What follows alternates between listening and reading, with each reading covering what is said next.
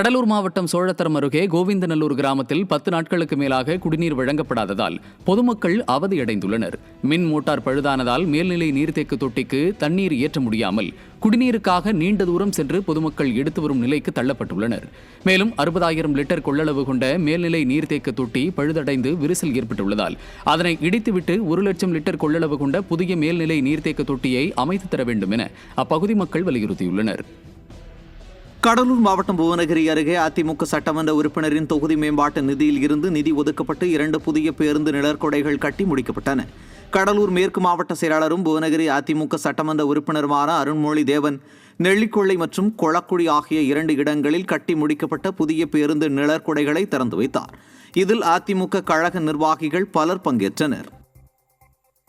திருவண்ணாமலை மாவட்டம் போளூர் அருகே மின்சாரம் இல்லை என்று புகார் அளித்தவரை விடிய அரசின் மின் ஊழியர் வீடு தேடிச் சென்று மிரட்டும் அதிர்ச்சி வீடியோ வெளியாகியுள்ளது.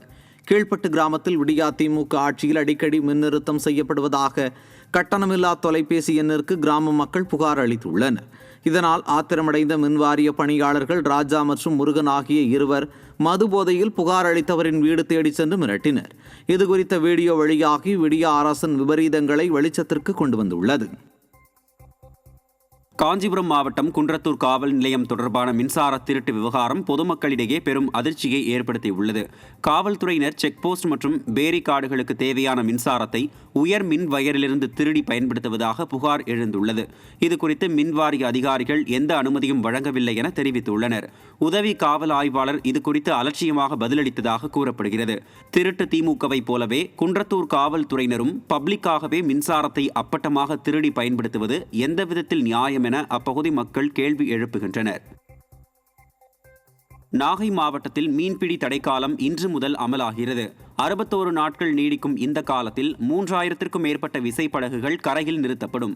இதனால் நாளொன்றுக்கு சுமார் 1.5 கோடி ரூபாய் வர்த்தகம் மற்றும் 1 லட்சம் மீனவர்களுக்கு வேலை இழப்பு ஏற்படும் எனவும் மீனவர்கள் வலை பின்னல், படகு பழுது பார்ப்பு உள்ளிட்ட பணிகளில் ஈடுபட உள்ளதாகவும் தெரிவிக்கப்பட்டுள்ளது. தடையை மீறும் படகுகள் மீது சட்ட நடவடிக்கை எடுக்கப்படும் என அறிவிப்பு வெளியிடப்பட்டுள்ளது.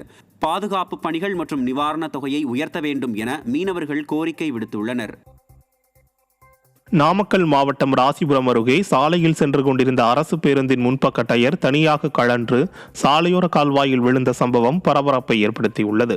ராசிபுரம் புதிய பேருந்து நிலையத்திலிருந்து 20க்கும் மேற்பட்ட பயணிகளுடன் சேலத்திற்கு அரசு பேருந்து சென்று கொண்டிருந்தது. முத்துக்காளிப்பட்டி அருகே சென்றபோது பேருந்தின் முன்பக்க டயர் தனியாக கழன்று சாலையோர கால்வாயில் விழுந்தது. ஓட்டுநர் பேருந்தை சாலையோரமாக நிறுத்தியதால் காயமின்றி பயணிகள் உயிர் தப்பினர். நிர்வாகத்திறனற்ற ஸ்டாலின் ஆட்சியில் புதிய பேருந்துகள் வாங்காமல் காய்லாங்கடைக்கு அனுப்ப வேண்டிய பேருந்துகள் இயக்கப்படுவதாக பொதுமக்கள் குற்றம் சாட்டியுள்ளனர்.